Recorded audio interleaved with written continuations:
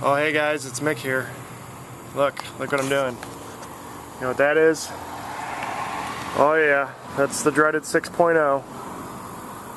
Yep, and I got a new problem.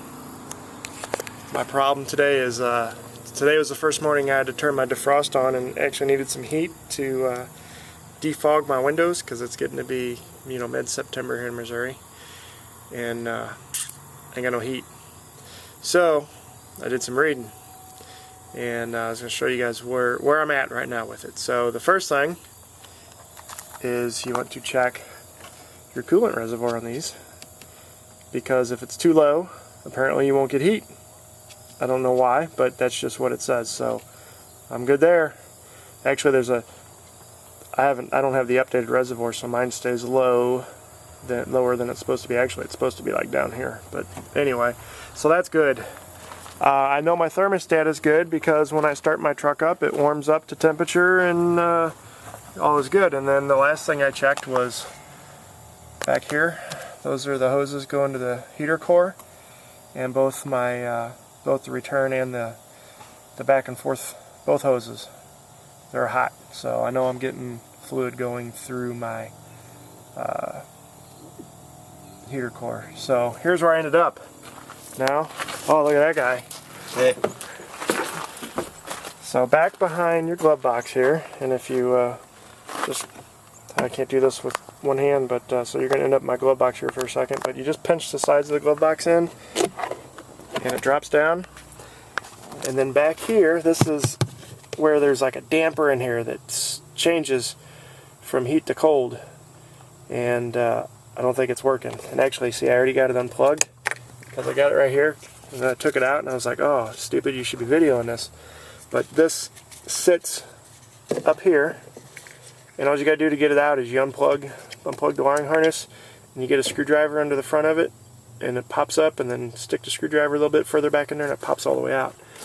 And I popped it out, and I left it plugged in, and as it was plugged in, I reached up there and turned my temperature, which is supposed to actuate this, which moves that door, and nothing happened. So I'm assuming this is my problem. But because that's like a $50 piece there, I don't want to just assume that's my problem. I got online here, and I don't know if you can see this, but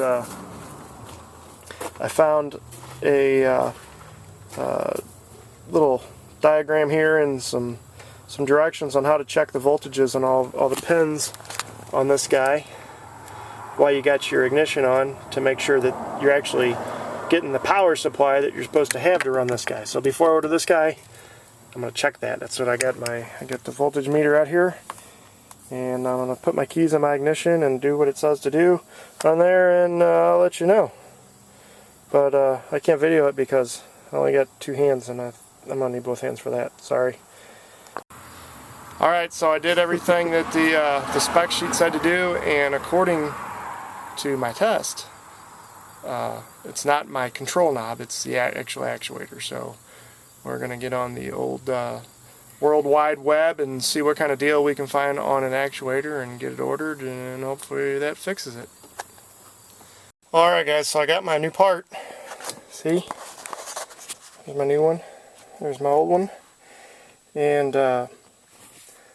if you look, the little actuator part is not the same as that one, so I'm going to assume that the door in there isn't in the right position for this one to just slide right in. Now, the video that I watched of a guy doing this, he put it in and then he kind of cocked it and then turned it and snapped it down. I'm hoping that I can hook it up to my wiring harness and just get this guy to turn exactly like that one. So that's what I'm going to try to do. So let's see if that works.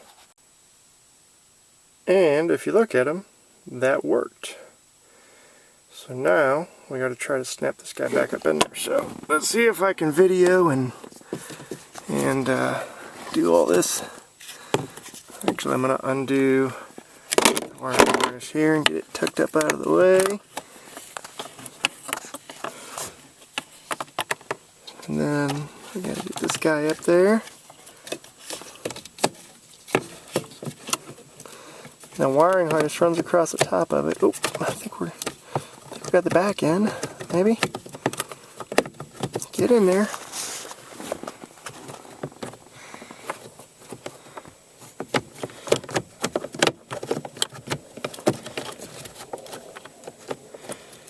Oh, I might have to use two hands to do this, sorry. Alright, so we got her up in there, and we got her plugged in. And he said, to take it out, all you have to do is unplug it right here and just get the screwdriver into the front, pop the front up, and then push the screwdriver back and pop the back out, and it comes right out. So now, we got cold air. Let's see if we get hot air.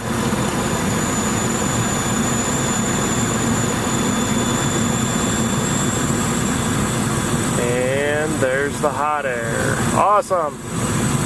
We fixed her. So there you go. Maybe that might help you someday. I don't know. It's not usually that easy of a fix, but this one surprised me. Anyway, thanks for watching. See you later.